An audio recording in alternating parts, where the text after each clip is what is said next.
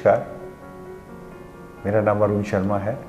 मैं बैंकर हूँ, Punjab national bank में जनरल मैनेजर के तौर पर काम कर रहा हूँ। आज से 1.25 साल पहले मेरी मदर स्नेहलता जी, ये हिसार रहती हैं, हरियाणा में एक सिटी है, तो इनको हार्ट प्रॉब्लम हुआ, इनका बीपी का अचानक शूट किया। शुरू में मैंने कभी भी ये नहीं सोचा था कि मुझे कोई बीमारी है या कोई ट्रबल है। तो मैं अचानक किसी सत्संग में गई हुई थी, तो जैसे ही मैं वापस आई तो थोड़ा सा मुझे ऐसा घबराहट हुआ जैसे कि मैं बैठ जाऊँ। और इससे पहले वहाँ सत्संग में कोई प्रसाद लगा था जिसमें नमक बहुत था। तो प्रसाद का मतलब ये था कि जो प्रसाद लिया है वो पूरा का पूरा फिनिश करना है, तो उसमें नमक बहुत था। और मैं वो फिनिश करके जैसे ही चली तो मुझे ऐसा लगा जैसे मेरे से चला नहीं जा रहा।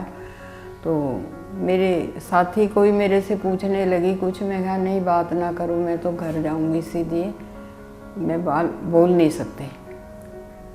तो फिर मैं जब घर आई तो मुझे ऐसा लगा जैसे कि मेरे डकारें अजीब सी शुरू हो गई, क्या हो गया ये। फिर मैंने किसी अपनी फ्रेंड को बुलाया तो वो कहने लगी कि मैडम ऐसा है कि किसी को डॉक्टर को बुलाते हैं। तो उनका कोई रिलेटिव था डॉक्टर BMS, उन्होंने उसको बुलाया और उसको कहा कि भाई ऐसे ऐसे मैडम को अचानक ये हो गया। उन्होंने बीपी चेक किया तो मेरा बीपी शूट कर गया और 254 पर आ गया। अब मतलब वो कहने लगे ये तो बहुत ज़्यादा बीपी शूट कर गया इनको। और उससे पहले मुझे नहीं पता था मुझे बीपी है या नहीं है, मैंने कभी नोटिस ही नहीं किया, ना चेकअप कराया था। तो खैर उन्होंने मुझे घर पर ही ट्रीटमेंट दिया और 140 पर वो आ गया, 140/70 पर। तो उनको कंट्रोल कर लिया था, लेकिन टेस्टिंग में उन्होंने पाया कि इनका एक वाल्व जो है हार्ट का वो प्रॉपर काम नहीं कर रहा है, वहाँ कैल्शियम डिपॉजिट हुआ है और वो ब्लॉक है।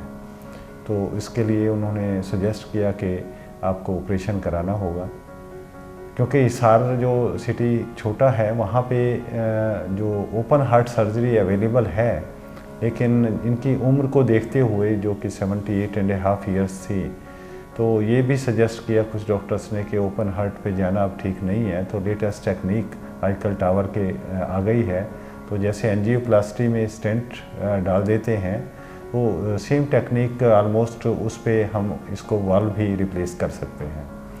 तो ये गुड़गांव में अवेलेबल है, तो गुड़गांव ज़्यादा दूर नहीं है हिसार से, तो हमने सोचा कि हम गुड़गांव जाएंगे और मदर को चेकअप कराएंगे। लेकिन बीच में कोविड आ गया, कोविड की वजह से फिर लोगों ने सजेस्ट किया कि कोई भी ऑपरेशंस में अभी वेट करना चाहिए कोविड के दौरान। तो हमने वेट किया और करीब 8-9 महीने वेट किया, लेकिन उसके दौरान में एक कॉम्प्लिकेशन आया कि इनको थोड़ा एंजाइना पेन शुरू हो गया।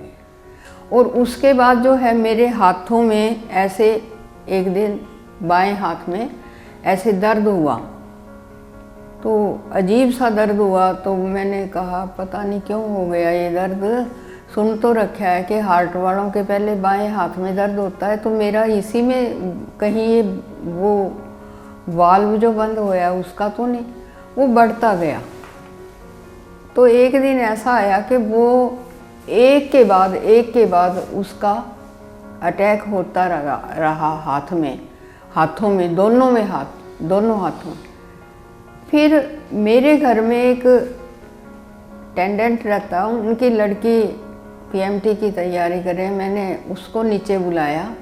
तो मैंने कहा कि भाई ऐसा मेरे आज साथ ऐसा हुआ। कहते आंटी आप जहाँ भी जाना चाहो, दिल्ली कहते हो दिल्ली छोड़ आए, चंडीगढ़ कहो चंडीगढ़ छोड़ आए, आप ये तुरंत अपना ट्रीटमेंट लो। हम गुड़गांव आए, लकीली हमारे पास समय था। जनरली ऐसा होता है कि ये हम इमरजेंसी में पेशेंट को लेके जाते हैं तो हम इसको सेकंड ओपिनियन या सेकंड या थर्ड हॉस्पिटल में आप इतना कंफर्ट नहीं होता, इतना समय नहीं होता आपके पास कि आप क्रॉस चेक कर पाएँ।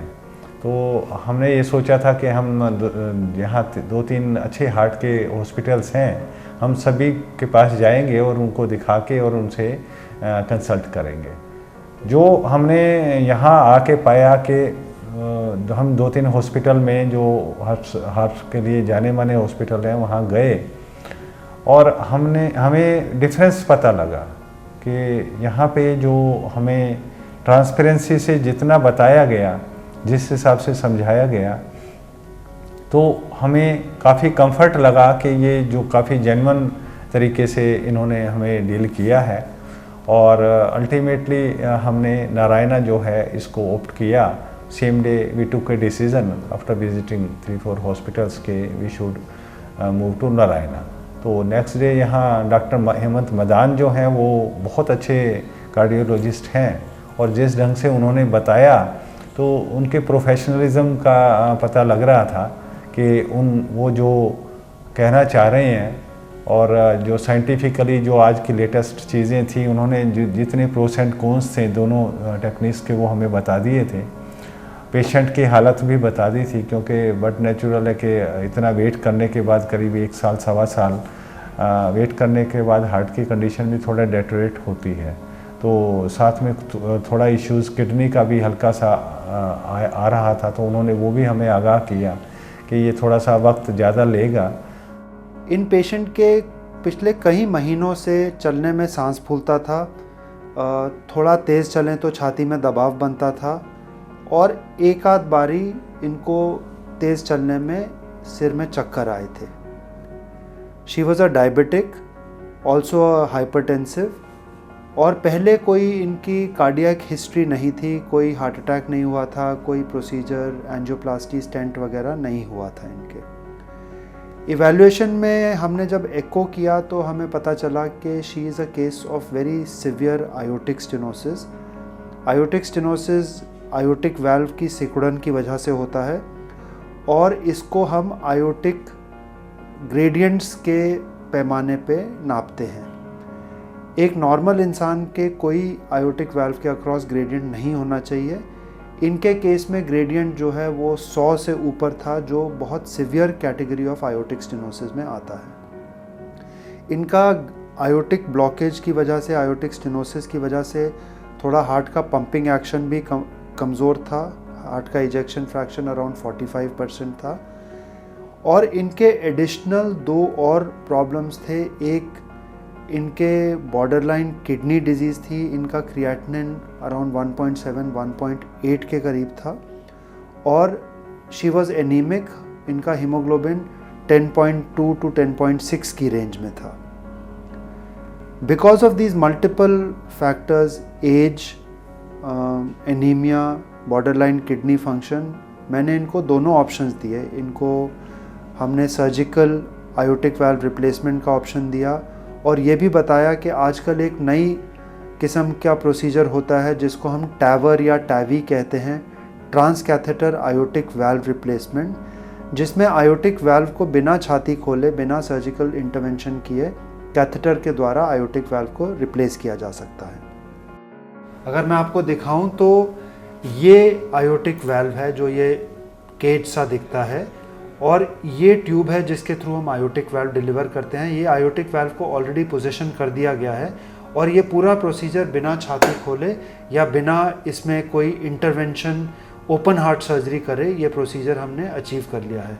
इसका फ़ायदा ये है कि ये प्रोसीजर मात्र 45 मिनट से 1 घंटे में कंप्लीट हो जाता है और इसके लिए मैक्सिमम 2 या 3 दिन की हॉस्पिटलाइजेशन की ज़रूरत पड़ती है। मुझे डॉक्टर साहब से मिलते ही ये हो गया कि ऑपरेशन यही होगा।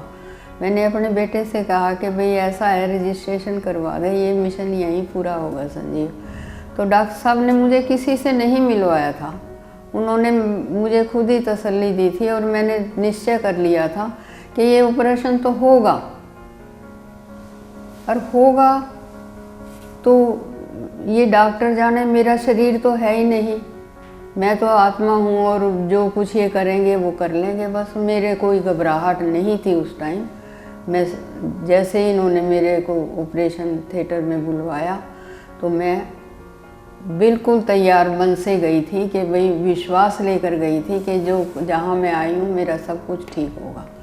और सभी ने मेरा जो है पूरी तरह सहयोग दिया। सभी मेडिकल स्टाफ ने, सभी पैरामेडिकल और सभी सेवाधारियों ने। मुझे महसूस ही नहीं हुआ कि मैं हॉस्पिटल में हूँ या घर में हूँ। और इस पूर्ण विश्वास के साथ मैंने अपना ऑपरेशन करवाया।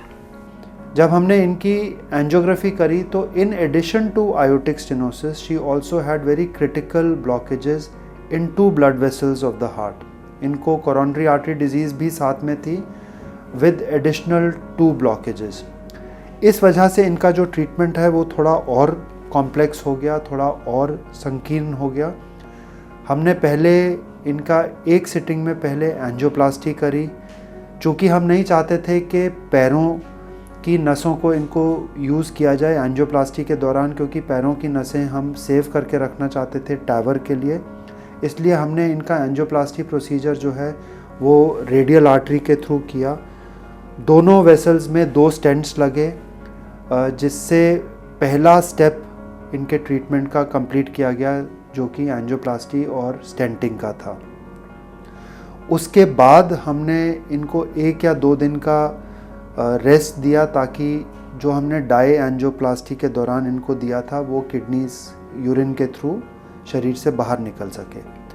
जब ये एंजियोप्लास्टी के प्रोसीजर के बाद इनका किडनी फंक्शन स्टेबलाइज हो गया, फिर हमने इनको सेकंड स्टेप किया, जिसको कि हम टावर कहते हैं। सेकंड स्टेप टावर करने के बाद जो कि कैथ लैब में किया गया, वो प्रोसीजर करने के बाद इनके आयोटिक वाल्व की तरफ से भी ये स्टेबलाइज हो गए। और उसके बाद इनको हमने 3 या 4 दिन अस्पताल में रख के, जब हम कॉन्फिडेंट थे कि इनके सारे सिस्टम्स स्टेबलाइज हो गए हैं, तब हमने इनको डिस्चार्ज किया। टावर जो है ये एक टीम वर्क का प्रोसीजर है, जिसमें कम से कम 3 या 4 अलग अलग टीम्स इन्वॉल्व होती हैं। कार्डियोलॉजिस्ट, इंटरवेंशनल कार्डियोलॉजिस्ट की मेन टीम होती है, जिसको कि बहुत काबिलियत से असिस्ट करते हैं कार्डियक एनेस्थेटिस्ट। हम हमेशा कार्डियक सर्जन को स्टैंड बाय रखते हैं, और टेक्नीशियन और कार्डियक कैथ लैब नर्सेज इस टीम का एक प्रमुख अंग होती हैं। तो अगर आप फोटो में देखेंगे तो कम से कम 10 या 12 लोग इस पूरे प्रोसीजर में इन्वॉल्व होते हैं। अब मैं बहुत कंफर्ट महसूस कर रही हूँ। जिन कदमों से मैं आई थी उन्हीं कदमों से मुझे विदाई मिली। मैं धन्यवाद करती हूँ सभी डॉक्टर्स का, डॉक्टर साहब का, और सभी मेडिकल स्टाफ का, सभी पैरामेडिकल स्टाफ का, सेवाधारियों का बहुत बहुत धन्यवाद करते हैं।